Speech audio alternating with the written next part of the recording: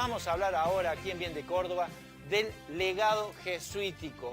Algo que se ha tocado con cierta profundidad al momento de hacerse la declaración de UNESCO y después como que bueno, se ha ido diluyendo, nos olvidamos y Carlos Page, que es uno de los principales investigadores del tema, una persona incansable que ha escrito el tema y que habla con todos los que pueden tener algún dato, está con nosotros aquí en Bien de Córdoba. ¿Cómo te va, Carlos? Bien, muchas gracias por invitarnos. Bueno, vos buscas todas las maneras de conseguir información que aún no ha surgido respecto de los jesuitas, ¿no? Porque no te guías solo por lo que se escribió, sino que querés encontrar nuevos datos.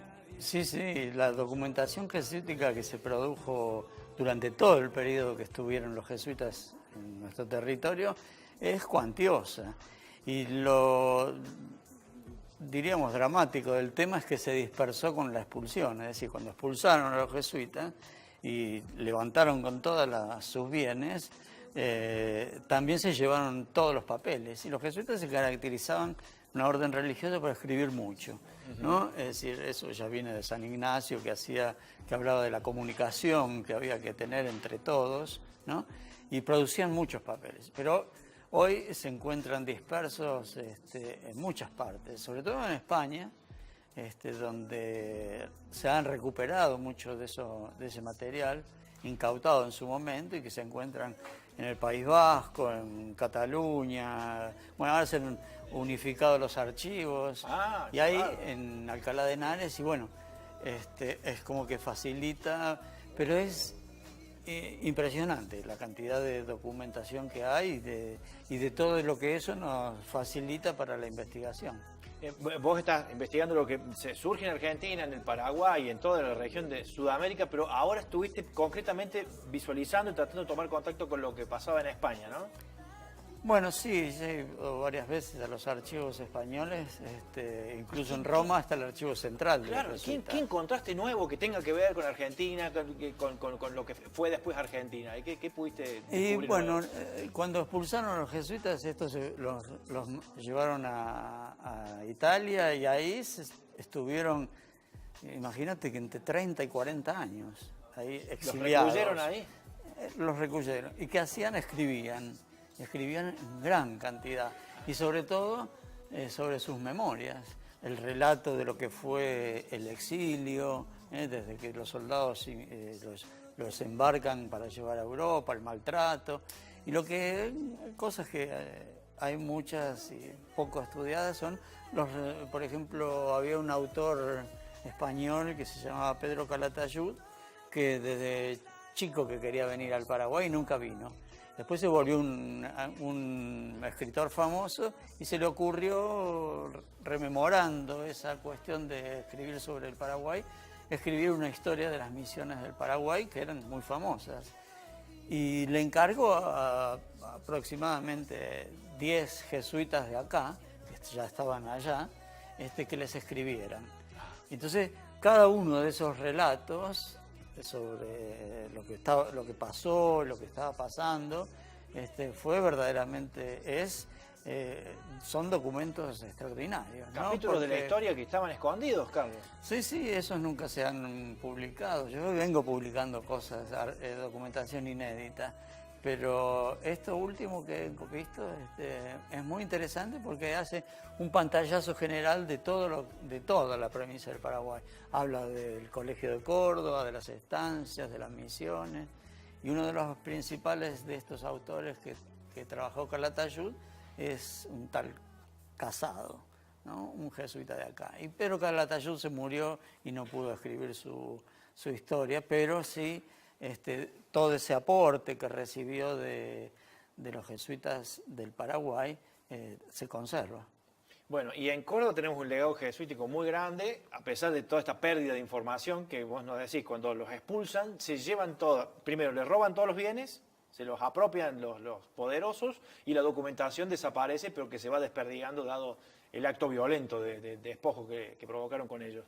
Ellos vienen a Córdoba, puntualmente, la misión que tenían los jesuitas en una tierra como la tierra de Córdoba, que no era como la conocemos ahora, ¿no? Que había muchísimo por hacer. ¿Qué querían, qué venían a hacer los jesuitas a Córdoba? Ellos venían a fundar, a crear la provincia jesuítica del Paraguay como un desprendimiento de la provincia del Perú. Y según las constituciones, que son las reglas de los jesuitas, que escribió San Ignacio, en cada una de esas provincias debía establecerse un noviciado y un colegio máximo, es decir, para formarse. Es decir, los jesuitas tienen la particularidad que se forman en muchas cosas, sobre todo en teología y filosofía, y el fin de ese colegio máximo, bueno, fue ese, y que se instalara en Córdoba, ¿no? Un lugar que era centro de toda esa gran provincia que comunicaba el Paraguay con Chile, con el norte hasta Tarija, y hacia el sur, hacia el infinito, ¿no? Fueron estratégicos en la elección. Entonces. La elección, claro, el lugar de Córdoba es estratégico en cuanto a eso, ¿no? A las comunicaciones. Bueno, y esto derivó también en una gran capacidad para hacer negocios, porque establecían emprendimientos que fueron creciendo, que fueron un modelo para posteriores cuestiones claro, en estas tierras, ¿no? Los españoles no le querían dar limosna porque estaban enojados con los jesuitas porque defendían a los indígenas, a los africanos, es decir, era un enojo constante. Entonces, frente a la adversidad, nada mejor que producir sus propias, satisfacer sus propias necesidades a través de la creación de estas estancias jesuíticas que estaban relacionadas íntimamente con el sustento de cada uno de sus ministerios. Es decir, la educación era un ministerio, los ejercicios espirituales, que es una metodología ignaciana, también tenían sus estancias, el noviciado, los gastos del provincial, que tenía muchos, porque tenía que traer cada tantos años, renovar el plantel de jesuitas, y iban a la Europa y traían entre 10 y 30 jesuitas nuevos que iban aumentando cada vez más la planta, digamos, de la Compañía de Jesús acá. Eran mal vistos entonces por el poder de aquel momento porque era una especie de competencia, ¿no? Hasta a nivel político. Claro, en principio eran mal vistos por defender a los indígenas, y después, cuando ellos desarrollan todas estas estancias, en donde no tenían herederos que se despilfarraban su herencia, ni, al contrario, esto cada vez crecía más, el siglo XVIII era un capital inconmensurable, ¿no? Y de hecho los territorios de las estancias son enormes, ¿no? Si bien no valía mucho la tierra, pero el desarrollo y la producción, bueno, eso también causaba molestia en los españoles. Esa fue una de las causas por las cuales fueron expulsados. Sí, pero esto venía ya de más arriba, ¿no? El rey de España bueno, hubo muchas, y bueno, y todos estos españoles los acusaban a los jesuitas ante la corona de todo lo que te imagines. Entonces, bueno, llegó un momento que se tomó la decisión de expulsarlos, y después, como si fuera poco, de extinguir la Compañía de Jesús, es decir, de que desapareciera la orden religiosa como tal.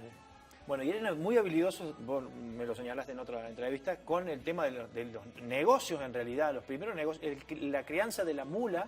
Y claro, la mula era como la soja de hoy. Como la soja de hoy eran las claro. mulas, que en Córdoba se criaban muchas mulas. Sí. ¿Y qué pasaba cuando querían vendérsela al Perú y la competencia que tenían? Te quedó eso, porque porque es muy interesante, porque los españoles también criaban mulas y tenían sus estancias, pero las llevaban al Alto Perú, y las mulas llegaban destruidas, así. Iban caminando las mulas, sí, iban todos caminando. Y bueno, y allá los peruanos imponían el precio, y que iba a ser bajo, y en el momento de necesidad de vender del español. En cambio, los jesuitas iban llevando las mulas a sus estancias, que cada colegio, La Rioja, Catamarca, Jujuy, Salta, Tucumán, tenían sus estancias. Entonces las iban llevando de a poco hasta que llegaban a Salta, que era el lugar más lejano, donde estaba el gran mercado, y ahí las dejaban reposar hasta que engordaran y hasta que los peruanos necesitaran las mulas.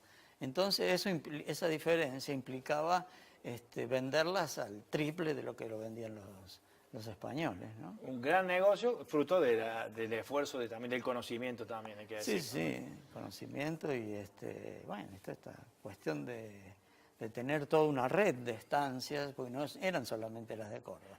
Había alrededor de 50 estancias en todo lo que es el actual territorio argentino, y bueno, y se intercambiaban. Imagínate que venía de Asunción, venía el tabaco, la yerba, que se consumía en todo el Perú, de San Juan, en Mendoza, salían los vinos, que ya tenían viñedos, de Tucumán, las estancias de la producción de caña de azúcar, todo eso ya lo hacían los jesuitas y se intercambiaban. Hay mucho más de la acción jesuítica en este presente que tenemos hoy de lo que pensamos o sabemos. O sea que es bueno también tener ideas de su historia, de su forma de trabajo y de su visión, porque eso es lo importante aquí, la visión, y nos encanta que nos puedas ayudar vos a través de tu investigación. A seguir investigando, queremos más libros, queremos más información, porque sabemos que te encanta y que sos uno de los principales promotores de la defensa de este conocimiento. Carlos. Bueno, muchísimas gracias. Muchas gracias. Carlos Page, pueden seguirlo en redes sociales, yo lo hago, realmente él siempre está publicando cosas, publica nuevos libros y es una de las eminencias que tenemos en nuestra Córdoba. Además conoce las cuestiones arquitectónicas que derivan de los jesuitas.